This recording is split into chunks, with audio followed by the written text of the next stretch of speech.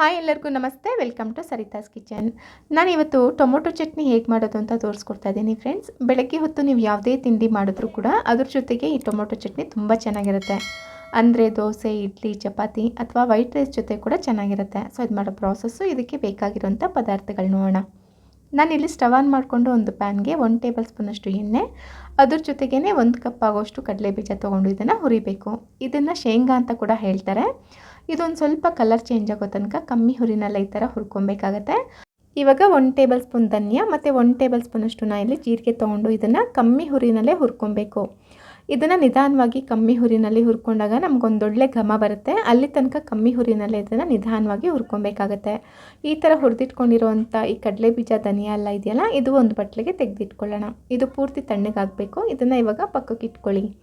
ಇವಾಗ ಅದೇ ಪ್ಯಾನ್ಗೆ 1 ಕಪ್ ಆಗೋಷ್ಟು ಇಲ್ಲಿ ಕಟ್ ಮಾಡಿ ಇಟ್ಕೊಂಡಿರೋಂಥ ಟೊಮೊಟೊ ತೊಗೊಂಡಿದ್ದೀನಿ.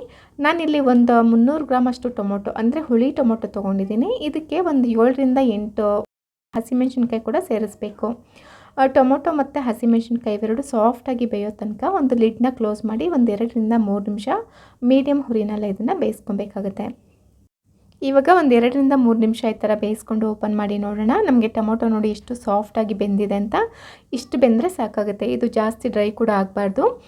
ಈ ಥರ ಟೊಮೊಟೊ ಸಾಫ್ಟಾಗಿ ಬೆಂದ ಮೇಲೆ ಇದಕ್ಕೆ ಒಂದು ಅರ್ಧ ಹಿಡಿಯಷ್ಟು ನಾನು ಕೊತ್ತಂಬರಿ ಸೊಪ್ಪು ಕೂಡ ಹಾಕಿ ಇದನ್ನು ಚೆನ್ನಾಗಿ ಮಿಕ್ಸ್ ಮಾಡ್ಕೊಳ್ಳಿ. ಇದು ಜಾಸ್ತಿ ಏನೂ ಬೇಯೋದು ಬೇಕಾಗಲ್ಲ ಕೊತ್ತಂಬರಿ ಸೊಪ್ಪು. ಈ ಟೊಮೊಟೊ ಬಿಸಿಗೇನೆ ಇದು ಚೆನ್ನಾಗಿ ಬೆಂದೋಗ್ಬಿಡುತ್ತೆ. ಇವಾಗ ಸ್ಟವ್ ಆಫ್ ಮಾಡಿಕೊಂಡ್ರೆ ಸಾಕಾಗುತ್ತೆ.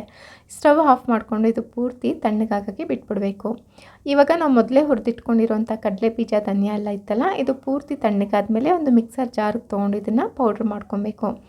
ಇದನ್ನು ತೀರಾ ನುಣ್ಣಗೂ ಕೂಡ ರುಬ್ಬಾರ್ದು. ಈ ಥರ ಕೋರ್ಸಾಗಿ ರುಬ್ಕೊಂಡ್ಮೇಲೆ ಇದಕ್ಕೆ ನಾವು ಮೊದಲೇ ಬೇಯಿಸಿಟ್ಕೊಂಡಿರೋಂಥ ಟೊಮೊಟೊ ಇತ್ತಲ್ಲ, ಅದನ್ನು ಇದ್ರ ಜೊತೆಗೆ ಹಾಕ್ಕೊಳ್ಳೋಣ. ಟೊಮೊಟೊ ಹಾಕಿದ್ಮೇಲೆ ಇದಕ್ಕೆ ಒಂದು ಅರ್ಧ ಇಂಚಷ್ಟು ಶುಂಠಿ ಮತ್ತು ಒಂದು 6 ರಿಂದ 7 ಎಸಳು ಬೆಳ್ಳುಳ್ಳಿ ಹಾಕ್ತಾಯಿದ್ದೀನಿ. ಮತ್ತು ಒಂದು ಸ್ವಲ್ಪ ಕರಿಬೇವಿನ ಸೊಪ್ಪು ಮತ್ತು ಒಂದು ಸ್ವಲ್ಪ ಹುಣಸೆಹಣ್ಣು ಕೂಡ ಹಾಕ್ತಾಯಿದ್ದೀನಿ. ನಾನು ಹುಳಿ ಟೊಮೊಟೊ ಹಾಕಿದ್ದೀನಿ, ಆದರೂ ಸಹ ಸ್ವಲ್ಪ ಹುಣಸೆಹಣ್ಣು ಸೇರಿಸಿದ್ರೆ ಟೊಮೊಟೊ ಚಟ್ನಿ ಅನ್ನೋದು ಟೇಸ್ಟ್ ಚೆನ್ನಾಗಿರುತ್ತೆ. ಮತ್ತು ಇದ್ರ ಜೊತೆಗೇ ರುಚಿಗೆ ತಕ್ಕಷ್ಟು ಉಪ್ಪನ್ನ ಹಾಕಿ ಇದನ್ನು ಕೋರ್ಸಾಗಿ ರುಬ್ಕೊಬೇಕು. ಅಂದರೆ ತರ್ತರಿಯಾಗಿ ಇದನ್ನು ರುಬ್ಕೊಬೇಕಾಗತ್ತೆ. ಇದು ನುಣ್ಣಗೆ ಮಾಡಿದ್ರೆ ಅಷ್ಟು ಚೆನ್ನಾಗಾಗಲ್ಲ. ಸೊ ಅದರಿಂದ ಈ ಥರ ತರ್ತರಿಯಾಗಿ ರುಬ್ಕೊಂಡಿದ್ದಕ್ಕೆ ಒಂದು ಒಗ್ಗರಣೆ ಕೊಡೋಣ. ನಾನಿಲ್ಲಿ ಸ್ಟವ್ ಹಚ್ಚಿ ಅದೇ ಬಾಣಲಿಗೆ 1 ಅಥವಾ 1.5 ಟೇಬಲ್ ಸ್ಪೂನ್ ಆಗೋಷ್ಟು ಎಣ್ಣೆ, ಮತ್ತು ಇದಕ್ಕೆ ಒಗ್ಗರಣೆಗೆ ಅಂತ ನಾನಿಲ್ಲಿ ಸಾಸಿವೆ ಮತ್ತು ಉದ್ದಿನಬೇಳೆ, ಕಡಲೆಬೇಳೆ ಈ ಮೂರನ್ನು ಅರ್ಧ ಟೇಬಲ್ ಸ್ಪೂನಷ್ಟು ತೊಗೊಂಡು ಇದನ್ನು ಚೆನ್ನಾಗಿ ಹುರಿಬೇಕು. ಉದ್ದಿನಬೇಳೆ, ಕಡಲೆಬೇಳೆ ಎಲ್ಲ ಚೆನ್ನಾಗಿ ಫ್ರೈ ಆಗೋ ತನಕ ಈ ಥರ ಕಮ್ಮಿ ಹುರಿನಲ್ಲೇ ಈ ಥರ ಹುರ್ಕೊಂಡು ಇದಕ್ಕೆ ಒಂದು ಸ್ವಲ್ಪ ಕರಿಬೇವಿನ ಸೊಪ್ಪು ಮತ್ತು ಒಂದು 5 ರಿಂದ 6 ಒಣಮೆಣ್ಸಿನ್ಕಾಯಿ ಕೂಡ ಹಾಕಿ ಕಮ್ಮಿ ಹುರಿನಲ್ಲೇ ಈ ಥರ ಹುರಿಬೇಕಾಗುತ್ತೆ. ಟೊಮೊಟೊ ಚಟ್ನಿಗೆ ಕೆಲವರು ಒಗ್ಗರಣೆ ಹಾಕೋದಿಲ್ಲ. ನಿಮಗೆ ಇಷ್ಟ ಇಲ್ಲ ಅಂದರೆ ಸ್ಕಿಪ್ ಮಾಡ್ಬೋದು. ಅಂದರೆ ಕೆಲವರಿಗೆ ಉದ್ದಿನಬೇಳೆ, ಕಡಲೆಬೇಳೆ ಎಲ್ಲ ತಿನ್ನಬೇಕಾದ್ರೆ ಅಷ್ಟು ಇಷ್ಟಪಡೋದಿಲ್ಲ. ಸೊ ಅಂಥವರು ಒಗ್ಗರಣೆನ ಸ್ಕಿಪ್ ಮಾಡ್ಕೊಬೋದು, ಚೆನ್ನಾಗಿರುತ್ತೆ. ಸೊ ಈ ಥರ ನಾವು ರುಬ್ಬಿಟ್ಕೊಂಡಿರೋಂಥ ಟೊಮೊಟೊ ಚಟ್ನಿ ಇತ್ತಲ್ಲ, ಅದನ್ನು ಇದ್ರ ಜೊತೆಗೆ ಹಾಕಿದಾಗ ಸ್ಟವ್ ಆಫ್ ಮಾಡ್ಕೊಬೇಕು. ಇದು ಉರಿಯೋದೇನೂ ಬೇಕಾಗಲ್ಲ. ಸೊ ಜಸ್ಟ್ ಒಗ್ಗರಣೆ ಇದ್ರ ಜೊತೆಗೆ ಮಿಕ್ಸ್ ಮಾಡಿಕೊಂಡ್ರೆ ಸಾಕಾಗುತ್ತೆ. ಇವಾಗ ಒಂದು ಸ್ವಲ್ಪ ಈರುಳ್ಳಿ ಸಣ್ಣಗೆ ಉದ್ದುದ್ದಿಗೆ ಹೆಚ್ಚಿಟ್ಕೊಂಡು ಹಾಕ್ತಾಯಿದ್ದೀನಿ.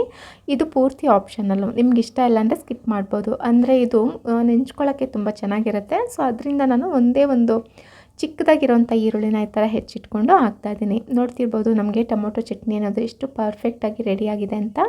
ಇದು ಬೆಳಗ್ಗೆ ಹೊತ್ತು ನೀವು ಯಾವುದೇ ತಿಂಡಿ ಮಾಡಿದ್ರೂ ಕೂಡ ತುಂಬ ಚೆನ್ನಾಗಿರುತ್ತೆ, ಅಥವಾ ವೈಟ್ ರೈಸ್ ಜೊತೆ ಕೂಡ ತುಂಬ ಚೆನ್ನಾಗಿರುತ್ತೆ. ಡೆಫಿನೆಟಾಗಿ ನೀವು ಒಂದ್ಸಲ ಟ್ರೈ ಮಾಡಿ ನೋಡಿ ಫ್ರೆಂಡ್ಸ್, ತುಂಬ ಚೆನ್ನಾಗಿರುತ್ತೆ. ನೀವು ಮಾಡಿದಾಗ ಹೇಗೆ ಬಂತು ಅಂತ ನನಗೆ ಕಮೆಂಟ್ ಮಾಡೋದು ಮಾತ್ರ ಮರಿಬೇಡಿ.